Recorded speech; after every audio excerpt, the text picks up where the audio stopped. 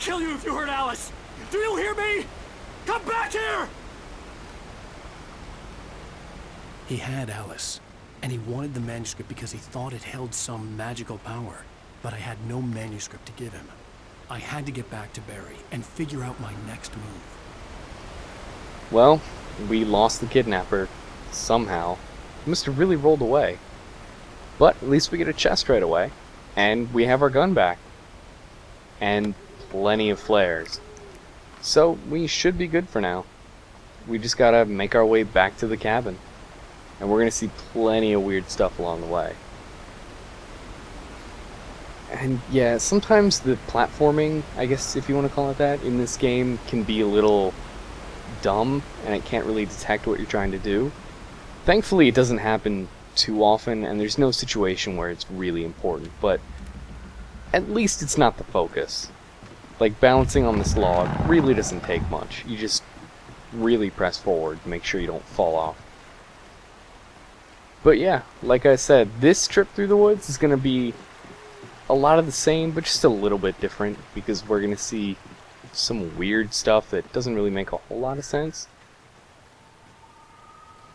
And the first thing, which isn't really weird, but we have bear traps we need to watch out for. Just like what happened to Max, I guess they're setting bear traps all along this path. If you get caught in one, the Taken will come right behind you and attack you, so it's a good idea to try to avoid all of these, and thankfully they glow. And there are a lot of them. Wow. Is it even effective anymore to have that many? But as you can see, there's a building kind of across the water there. Over here there's a manuscript page, and we're going to try to make it to that building. And there is normally a can pyramid there, but I accidentally knocked it off on one of my practice runs, so just imagine that it's there. Unfortunately, you can't always run up these logs. When Alan kind of does that animation that he's trying to balance, it kind of just slows you down automatically. But there's only one instance where it's ever a problem. These guys just come out of nowhere.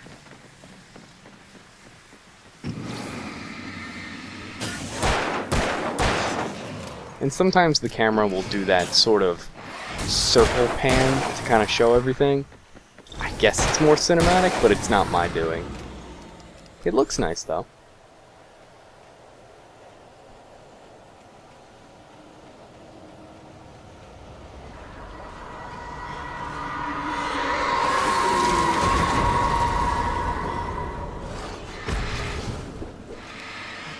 Now, we weren't able to see what just made that noise, but we'll get to it eventually. Just gotta deal with these guys.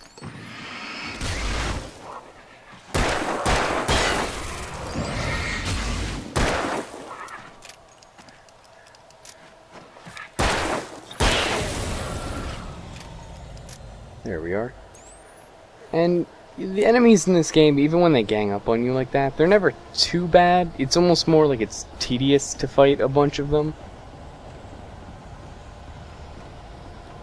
And there's even sometimes an enemy that will follow you up this log, so it gets really inconvenient sometimes.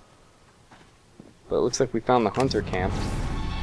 And normally you could fight all them off, but if you just light a flare and then start this generator, they all go away. But yeah, you can see all the bear traps just hanging on the logs, I guess waiting to be used. We have a couple collectibles here. But more importantly, is we have the hunting rifle. I like the hunting rifle, maybe not as much as the shotgun, but it's a pretty decent weapon.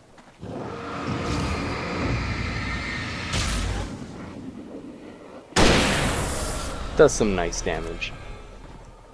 And like I was trying to look at before, that's a plane. I had heard the plane fall. It made no sense. It was clear that it had just fallen here, but it was very old and obviously hadn't flown in decades.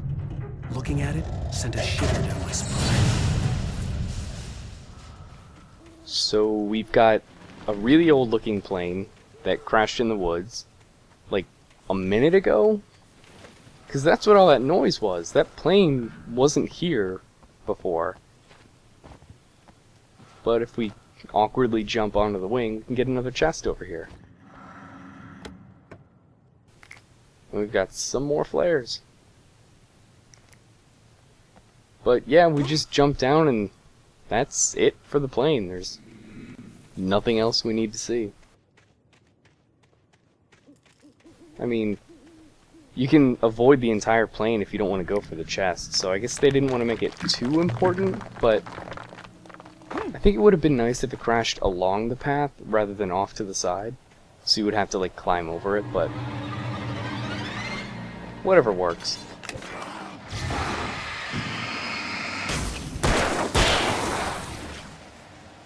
And I like to start a lot of these fights by using a flare if an enemy gets too close, because not only will it kind of take away the darkness on the Taken, it'll sort of make them all back off, so you get more room to breathe. And in cases where it's a large group of Taken, it's really, really helpful to get them to kind of give you some breathing room.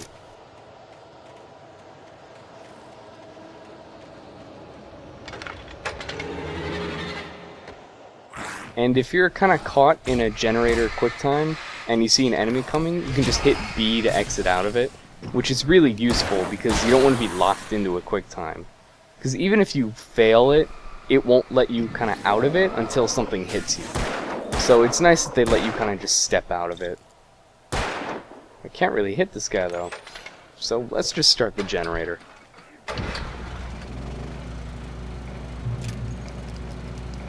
It'll make him go away, but he'll be back.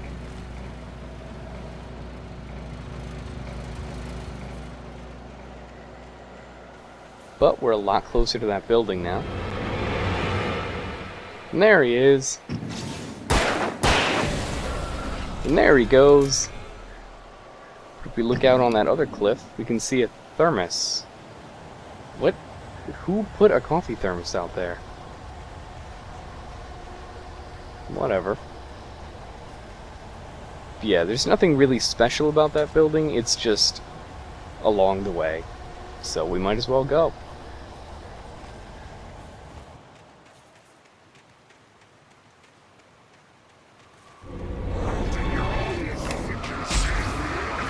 And these guys aren't really bad either, but I like to avoid fighting them here because there is a safe haven right over there, but if you get caught on this guy, it can kind of backfire on you. But yep, just use a flare to get him out of the way and then run to the other side, and they're gone. I don't even really need to conserve ammo, I just don't always like fighting in this game. The combat mechanic's fine, but don't always need to shoot people.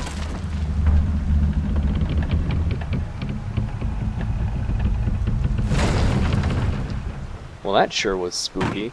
Nothing like almost making it look like you were gonna make me fall, but then not.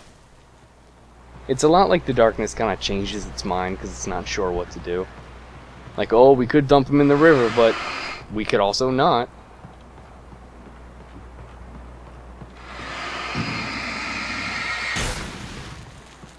Still not sure what all these, like, oil patches are. But like in any large building in this game, you know there's gotta be collectibles. And we gotta get them all. But here's a puzzle right here. Just hit the B button.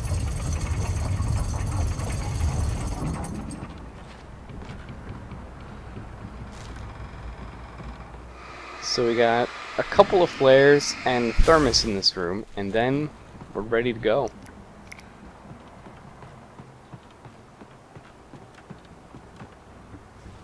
But that's one of the things I kind of don't like about this game, is there's a lot of stuff you do in the woods along the way that it's just kind of there. It's not really important and can kind of really be replaced by anything, and it would still be fine. But yeah, the darkness just has to do one last thing before we can leave. Another message. But we need to get ready because there's someone hiding back here. Beware of widowmakers. Beware of what? Widowmakers.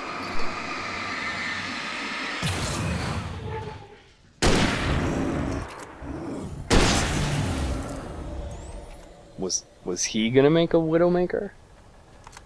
Or was he gonna be the widowmaker?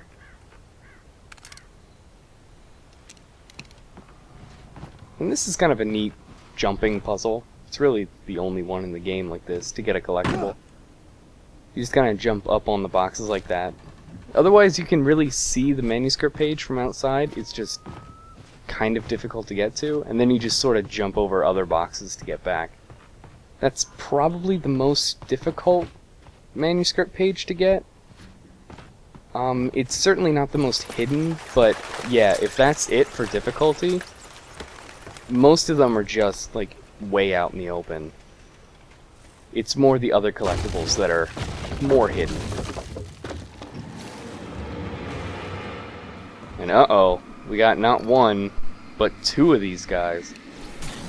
So let's try to take off the one from way back here and wait for this guy to come closer. Well, maybe not that close.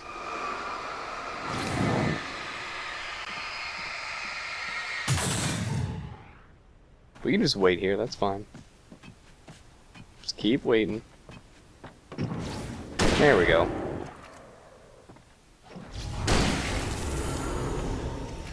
And that little charge he does is unbreakable. You can't really stop him unless you take off the darkness completely, like it sort of flashes at him and stuns him.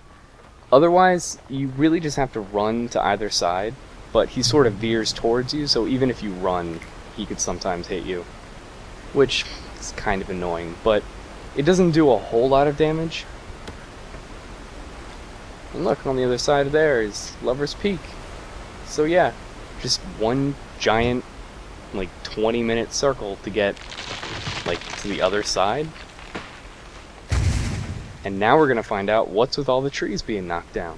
Logging is a hazardous occupation.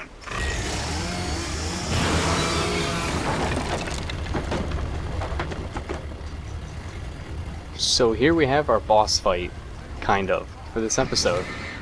It's just a big guy with a chainsaw and then two little guys that run around. It's really easy to pick the two guys off because they kind of come running right at you. And then the guy with the chainsaw, he looks intimidating, but he's pretty easy to deal with. A flare will make him back up, and then you can just pretty quickly get rid of the darkness using just your flashlight.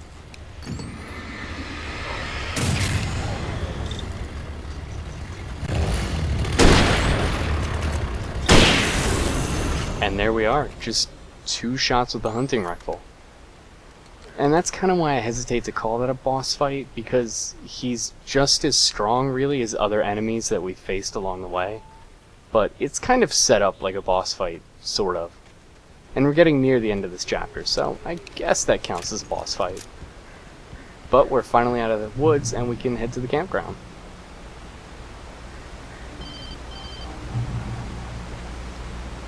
Barry? Ow! The porch is covered with birds. They've got all Hitchcock on me. Stay out of sight. I'm on my way. Don't open the door. What am I, crazy? Stay hidden. I'll be there soon. Just make sure you keep the lights on. Well, looks like we gotta go get Barry. He's in trouble. I still had to reach Barry at the cabin, but at least I was out of the woods. And normally on this table here, there's a thermos, but I accidentally got it in the previous run as well, so just kind of picture that one being there too. I'd have to get the car from the locked garage. It would get me back to Barry faster, and the headlights were a welcome bonus. So we gotta get a key to get that car out of there so we can drive back to the campground. And we'll just kind of follow the headlights and they point us over here.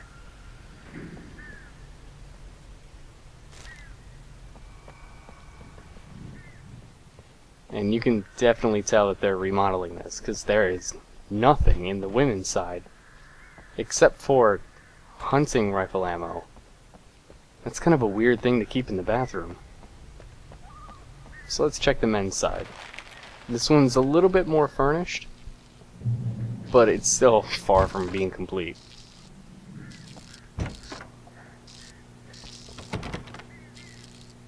I had to find the key to the garage. We'll do that. I just want to see why that door is locked. A story is not a machine that does what you tell it. A story is a beast with a life of its own. You can create it, shape it, but as the story grows, it starts wanting things of its own. Change one thing and you set off a chain reaction of events that spreads through the whole thing. The characters have to be true to themselves. The events need to follow a logic that fits the story. A single flaw and the magic is gone. The story dies. Alice dies. So that was kind of cryptic, but at least we're getting some more information. Now let's just equip this rifle for no real reason. You can nature and yourself. Okay, come on. So I guess it's true. If you live on the toilet, you die on the toilet.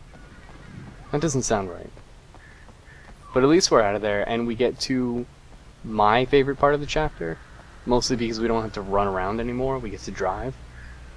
The vehicle sections in this game are kind of wonky depending on what you're doing, but you're pretty much invincible as you go through.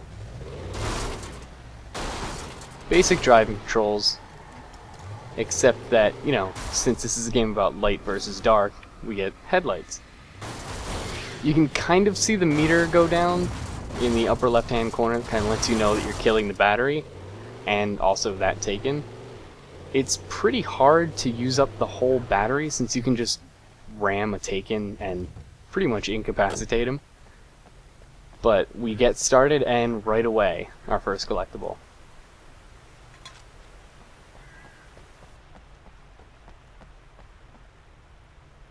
But the vehicle sections really aren't that prevalent. There's about one per chapter from now on, but we really won't see a huge section until the very end.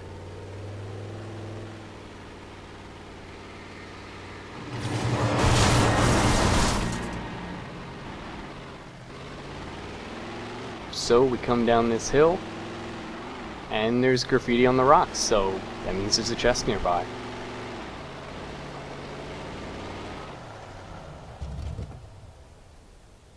And you know, it's completely safe to leave the vehicle at this point, right?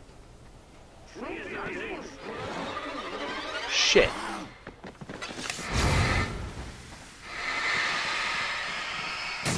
The only problem with using a flare there is they all tend to kind of back up, and then you can't really escape or you'll be surrounded again, so I thought they were coming in behind me for some reason. Just using an emergency flare.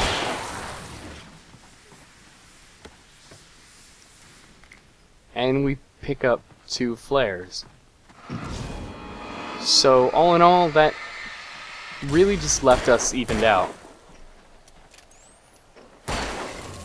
But with him taken care of, and I guess him as well, we can get back in the truck. As you can see from the missing hood, we're kind of taking damage with the truck, but we won't have it for long enough for that to be an issue.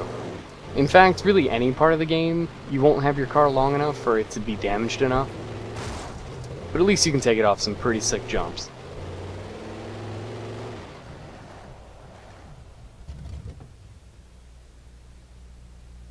And as if this wasn't obvious over here, it's all lit up.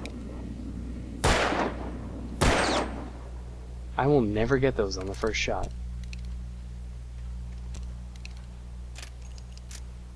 The car's not looking too good.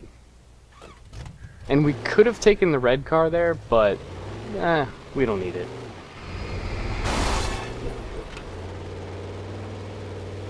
And like I said, the controls can get a little wonky.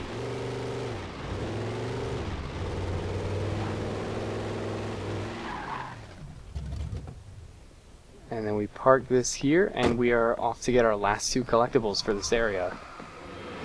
Still not sure what happened with that sign, but we gotta head back into this tunnel. And of course, they're going to stay back and give us totally enough room. Especially that big guy.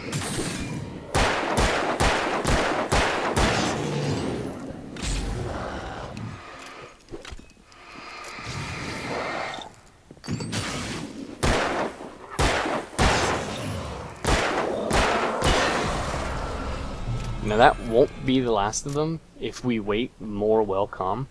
So let's try to grab this, and then there is a thermos outside.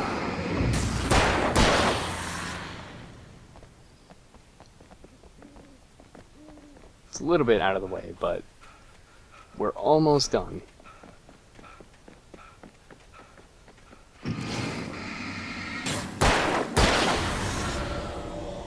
Sometimes you can hear them coming. That time I didn't really, I just figured I'd gone too long without seeing one.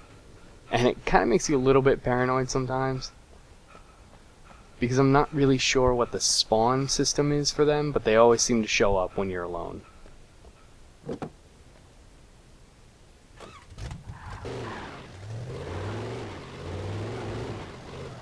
And with that, we drive up to the campgrounds.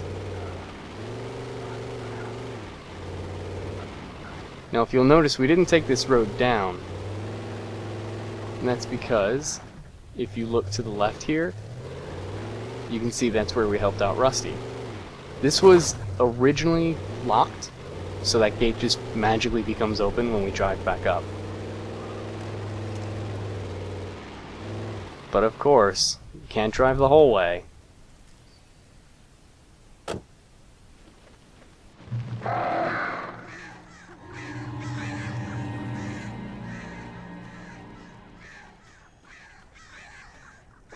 The flare gun was probably the best weapon I could imagine against the dark things I was facing.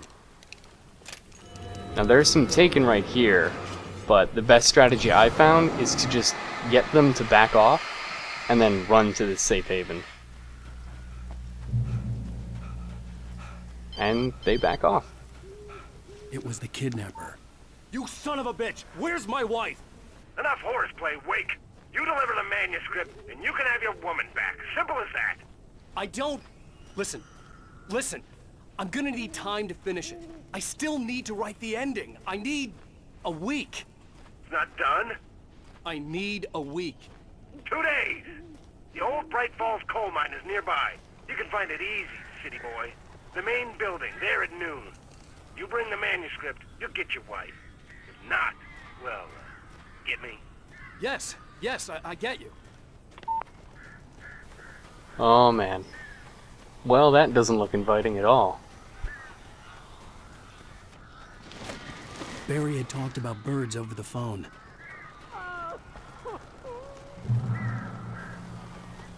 Well, he seems to be taking it well.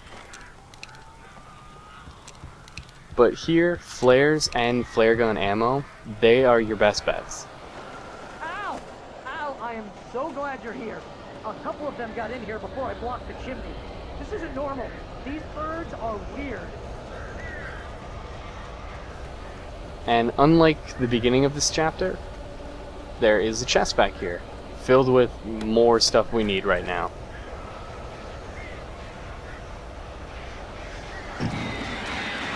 So birds attack in groups like that, and they kind of have a collective darkness that you can get rid of. And the only way you can tell that they're about to attack is if they kind of swoop in, but if they're behind you, they'll make a sound to kind of let you know that they're right on you. Just like that. A flare gun will damage them a lot. Flares will keep them away from you, like if you don't have time to turn around to hit them. And getting rid of their darkness entirely makes that group disappear.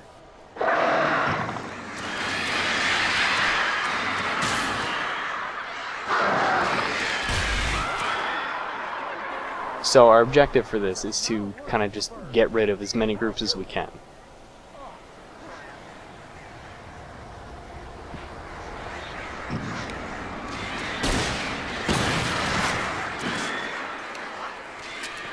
And since we're at the end of the chapter now, we can just start using some of the ammo that we picked up.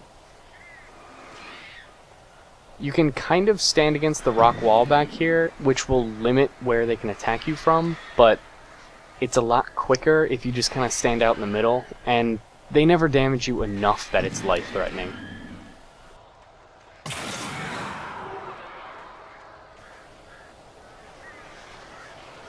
And a lot of it's just waiting for the next group to spawn.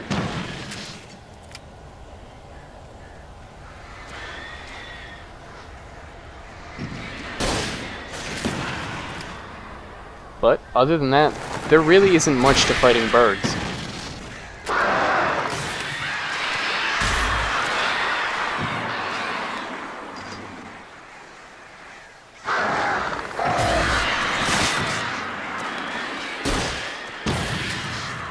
Barry, you can open the door now.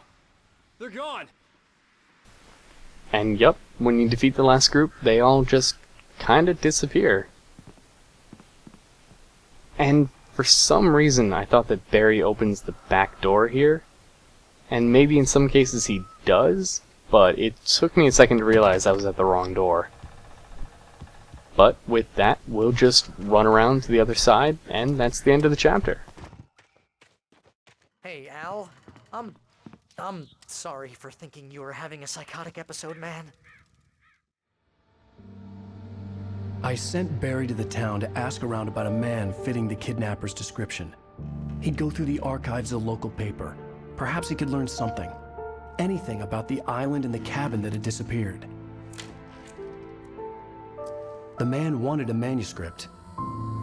I had to try to write him one to get Alice back.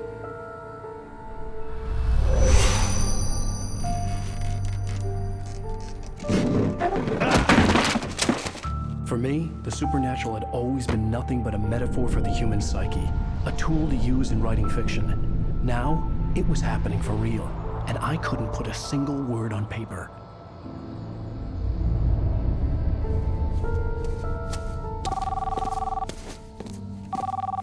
Barry Wheeler speaking. This is Rose. Rose? I found Mr. Wake's pages. Oh, you sweet, brilliant girl. Could you and Mr. Wake come get them? I live in the trailer park outside the town. We'll be there in less than an hour. Bye now. See you soon. Have a great day. Hope you come back soon. Welcome to the Oh Dear Diner. Good girl.